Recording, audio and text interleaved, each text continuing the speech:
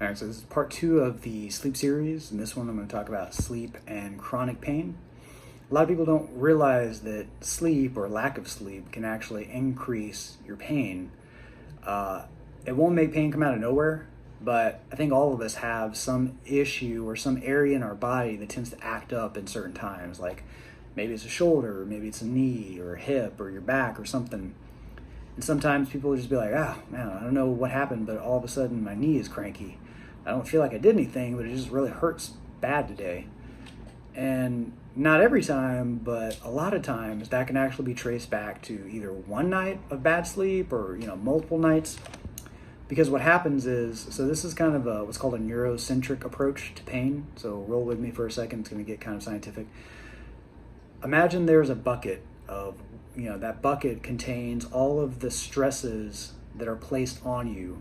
It could be work stress, it could be a poor diet, or maybe you're just not healthy for a lot of reasons.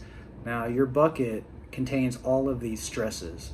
Lack of sleep is one of these major stresses that takes up a lot of space in this bucket. Now what happens when this bucket gets totally full of all these stresses? Say like you got a bad diet, you're not exercising properly, you're stressed at work, you're stressed in your relationship, and you don't sleep well, your bucket's going to start to overload. What happens when that bucket overloads is you're going to get negative outputs from your brain, and this can come in the way of pain. Pain is one of the outputs. So if what's called your threat bucket is overflowing with stress, and sleep is a major stress, imagine like cranking the faucet on this bucket. That's what happens when you're not sleeping properly. That bucket's going to overflow, and you're probably going to get mysterious pain pop out of nowhere that hasn't bothered you for a few weeks or a few months even. So there is a connection there. I call it kind of a bad pain cycle, because if you're already in chronic pain, say you don't know what's going on, but like your back is just really acting up for a bunch of days in a row, it's going to disturb your sleep. You're going to probably have trouble getting comfortable. You're not going to find a good position to lay in, and that's going to make you not sleep or not sleep well. That sleep deprivation is going to carry over and actually increase or keep going that chronic pain that you're already feeling. So it's kind of a nasty thing our body does to us, but if you're already in pain, you're having trouble sleeping, that sleep deprivation is unfortunately going to add to that pain cycle and kind of keep it going. So one of the things I tell people is do what you got to do. If you're in pain, to try and get a good night's sleep.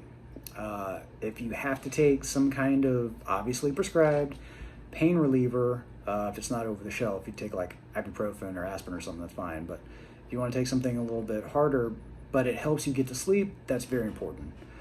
You kind of have to do whatever you need to get comfortable so you can fall asleep. Otherwise, that pain may just keep coming back day after day, no matter what you do. So that's kind of it's kind of a new way of looking at pain. A lot of people think if my knee hurts, there's probably something wrong with my knee.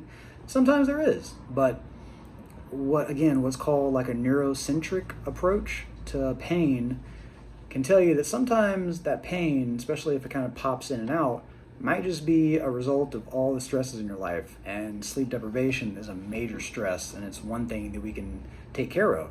So pay attention to your sleep. Your body will thank you, and you'll probably have less pain, which means you'll feel better throughout the day.